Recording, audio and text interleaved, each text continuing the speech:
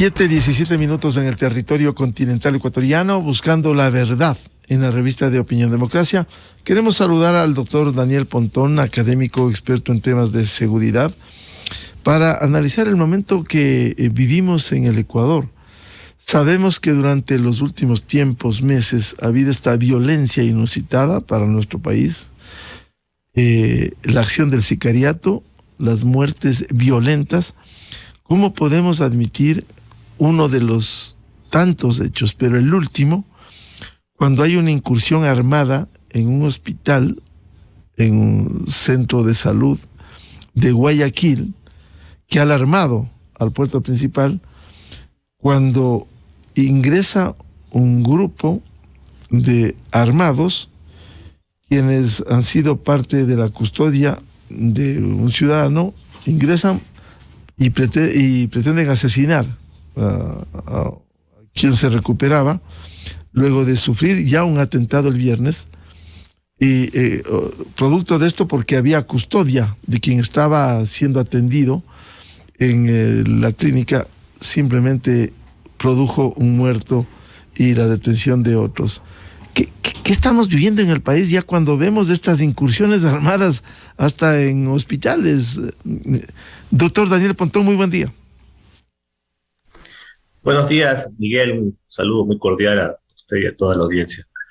Sí, lamentable los hechos, ¿no? Creo que ya hemos hecho algún tipo de... Nos hemos acostumbrado a este tema a ver casi cotidianamente, ¿no? Semanalmente, cada vez hay una noticia de esta naturaleza. Y preocupante desde el punto de vista de lo que se ve y no se puede revertir, ¿no? Eso es lo que más... o sea, por lo menos tener alguna luz respecto a cómo dar solución a ese tema no se ve en el horizonte más cercano, y eso genera expectativas muy altas en la ciudadanía. Y claro, la situación del país es complicada porque lo que primero se ve es eso, ¿no? La tasa de homicidios, que es la forma como se mide la violencia, es lo que más ha crecido, y lastimosamente es como nos miden internacionalmente. Eso genera varios efectos, tanto a nivel de seguridad, pero también a nivel político. Por ejemplo, el tema del turismo, ¿no? Esmeraldas ha mermado mucho su capacidad turística justamente por este tema, y en general el país ya es visto como un país extremadamente peligroso, que poco empieza a irse en contra de lo que es uno de los principales rubros del país, que es el turismo, ¿no? Yo lo veo con mucho escepticismo en el asunto. Personalmente creo que la tendencia sigue. En mes de diciembre se cerró con casi 25 por cada 100.000, más de 25 por cada 100.000 homicidios por cada 100.000 habitantes. Y personalmente creo que el mes de enero marca una continuidad frente a lo que se ve, ¿no? Y eso, claro, al final de cuentas no hay luces, ¿no? Las estrategias que se deben adoptar son varias, ¿no? Eso justamente es algo que se debe debatir a profundidad. Creo que debe haber esfuerzos colectivos de parte de la sociedad en general, ¿no? No solamente del Estado, del gobierno. El gobierno hace su parte, creo que tiene una gran responsabilidad, pero también de otros actores de la sociedad. Por ejemplo, la academia puede contribuir con estudios, análisis mucho más profundos de esto.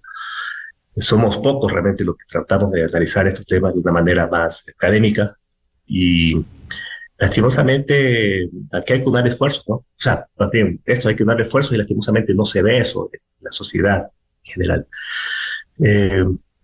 Personalmente creo que la estrategia fundamental, y yo lo he venido diciendo varios años, es el tema de la impunidad, ¿no? Creo que ahí hay un tema, una deuda enorme que se tiene, sin llegar a interferencias peligrosas o a creer, a copiar la estrategia del señor Bukele. No se trata de llegar a esos excesos, pero creo que hay que abrir un gran debate en el país frente al tema de la impunidad. Creo que ahí está una buena iniciativa frente a eso, pero no hace falta, no solamente se queden ellos, sino varias estrategias, varias alternativas que deben apuntar a corregir este asunto. Personalmente creo que la policía, por ejemplo, todavía no tiene una unidad especializada frente a este tipo de delitos, ¿no? Así como en su momento crearon UNACE, crearon otro tipo de servicios en función de delitos que empezaron a florecer en el país. La policía, por ejemplo, no ha desarrollado una capacidad institucional, sobre todo para atender este tipo de manifestaciones que son narcoterroristas, ¿no? Doctor Pontón, Ahora, el que hay un gran debate sobre este tema de la impunidad involucra a la Administración de Justicia y vemos que en eso hay una deuda pendiente con el país por esas acciones de jueces impresentables que con recursos constitucionales han sacado libres a sentenciados, a condenados por delincuencia. A ver, lo que pasa es que en ese tema creo que tiene mucho que ver la prensa, ¿no? La prensa tiene esa responsabilidad frente al país de denunciar ese tipo de actos. Eso no implica que los jueces se interfieran en el trabajo de la justicia, pero a veces hay cosas que no se explican. Por lo menos es necesario que ellos rindan cuentas y expliquen la razón de las decisiones que se toman, y eso no hay. Lo que existe es un silencio cómplice. Y a veces que un silencio desde el punto de vista contradictorio y ensordecedor, perdón. Y eso ensordecedor porque genera un ruido enorme en la ciudadanía, una especie es chocante, ¿no? Que se escucha a veces en la prensa respecto al accionar de la justicia, y eso me parece que al no haber respuesta, y ellos lo toman como que se está interfiriendo, la justicia debe ser silenciosa. Bueno, tal vez estoy comprendiendo mucho el proceso judicial, pero yo no soy partícipe, yo soy muy creyente en el tema de la política pública. Yo no soy partícipe de que la justicia no rinda cuentas a la ciudadanía, porque al final es un servicio público. Partamos de ahí, ¿sí? Que hacen una labor fundamental, impartir justicia, sin lugar a dudas, pero yo no estoy de acuerdo con que ellos no rindan cuentas. Y yo no veo esos mecanismos de rendir cuentas y tampoco de generar articulaciones estratégicas con otro tipo de actores. Por ejemplo, en este caso, con el gobierno. En la justicia, la justicia penal, que es lo que yo digo, el tema de la lucha contra la impunidad, una parte la hace la policía, ¿no? Por ejemplo, la policía, a través de sus unidades, la DINASER, que fue creada justamente para el tema de muertes violentas, hace una parte, genera investigación criminal bastante, que es muy prolífica para el trabajo de la fiscalía. Personalmente yo no he visto tampoco desde el punto de vista del gobierno una apuesta a fortalecer esa área. Y los datos son reveladores, ¿no? Que menos del 10% de los crímenes cometidos el año pasado se tuvieron un tipo de resolución. Eso es extremadamente grave, cuando anteriormente tuvimos promedios mucho más altos. Si bien es cierto, sí, es cierto que los crímenes son más complejos, son más violentos, son más relacionados con crimen organizado, pero ahí es donde justamente se necesitan mayores esfuerzos, por lo menos incrementar capacidades, tanto de talento humano, tecnológicas, etcétera, para eso, ¿no? Yo, por lo menos en la estrategia que tiene el gobierno, no he visto nada de eso. El trabajo de la fiscalía es fundamental. La pregunta de la consulta apunta al fortalecimiento de la autonomía de la fiscalía. Pero el fortalecimiento en sí no es la autonomía en sí no es fortalecimiento per se. O sea, uno puede darle autonomía a alguien y dejarlo terriblemente debilitado. O sea, habría que debatir básicamente, el debate fundamental ahí es el fortalecimiento de la fiscalía. Cómo eso va a construir un fortalecimiento sistemático de la fiscalía. Si eso es así, la pregunta tiene buen puerto. Si eso no es así, creo que esto terriblemente debilitado de lo que se va a hacer, ¿no? Terriblemente limitado de lo que se va a hacer. Ni hablar del trabajo de la función judicial, ¿no? Por ejemplo, jueces extorsionados, jueces que viven en zozobra frente al accionar de la delincuencia organizada, Claro, estas bandas. Claro, Sí. o jueces que benefician a sentenciados por delincuencia. Y a propósito de lo que usted decía, efectivamente, cada medio de comunicación responde por lo que hace, pero aquí al menos se ha denunciado con firmeza la actuación, y voy a decir en casuística, el juez Curipayo, la actuación del juez Bani Molina en Manabí, el juez Moreira y el juez González en la ciudad de Guayaquil, que con error inexcusable han seguido dictando sentencias. Es decir, lo que se ha podido se ha denunciado pese a la debilidad institucional para tomar los correctivos.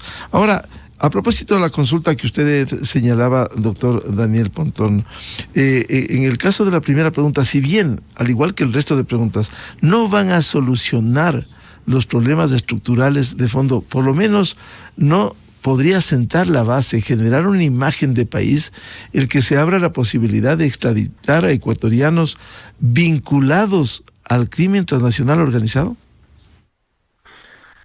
Bueno, eso es parte de una estrategia, ¿no? Yo personalmente no veo con malos ojos el tema de extradición, porque no se trata de solapar a nadie aquí, ni caer en falsos discursos soberanistas, ¿no? Cuando no lo hemos hecho bien internamente.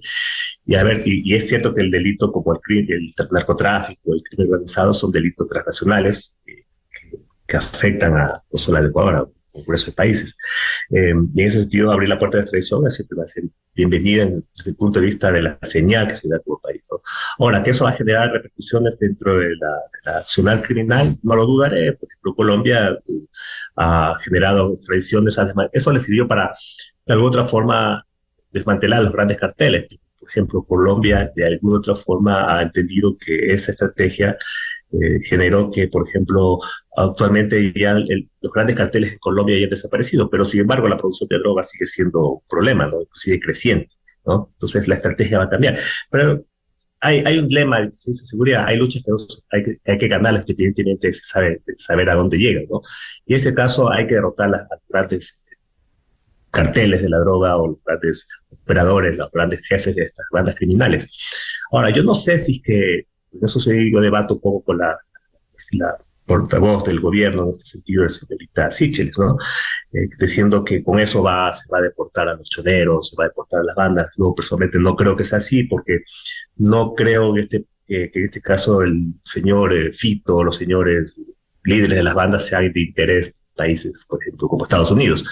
Pero sí podríamos establecer una alerta para que el narcotráfico a gran escala en este país tenga un punto en alto y sea una parte de una estrategia mucho más integral de poder revertir esta incidencia más tan abierta que tiene el narcotráfico sobre el país, ¿no? Por lo tanto, no me desagrada como tal, ¿no? Pero no creo que es la solución fundamental al problema sustancial que lo sigo sosteniendo es, en este caso, la violencia, ¿no? Y otro tema, ¿cómo ve? Hoy se discute en la Asamblea Nacional el tema del papel de Fuerzas Armadas, la construcción de una nueva ley para que actúe precisamente como apoyo a esto.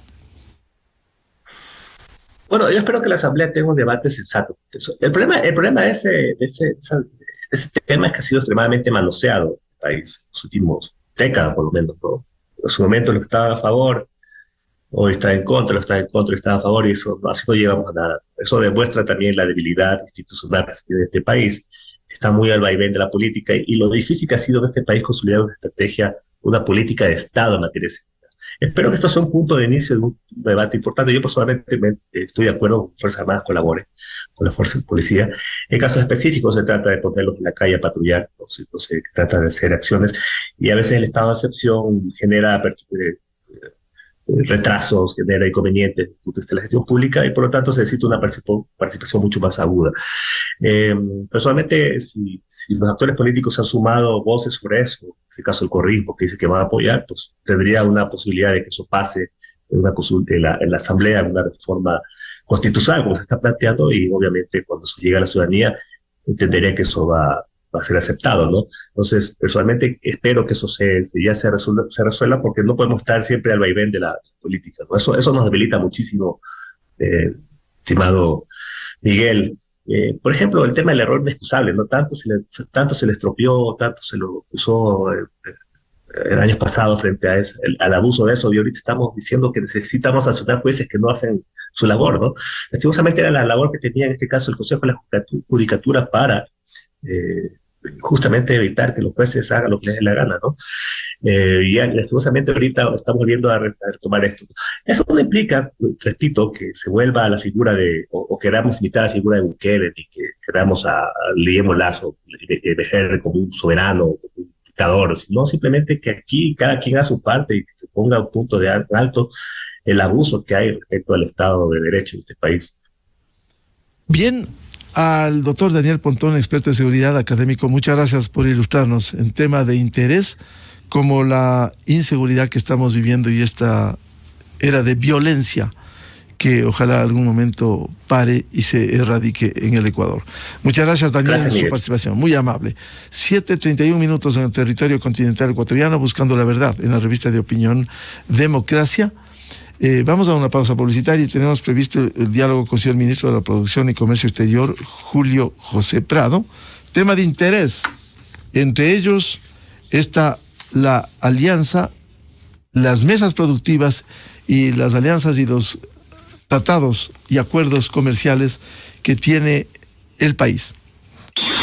Miguel Miguel Rivadeneira en la revista de Opinión Democracia. Inicio de espacio promocional y publicitario. Los espacios públicos están diseñados para el disfrute de toda la familia. Muchos de ellos cuentan con espacios para recreación, canchas deportivas, juegos infantiles y están disponibles las 24 horas del día todos los días. Además, para propiciar estos espacios de sano esparcimiento en cada barrio de la ciudad, cuentan con iluminación. Así garantizarán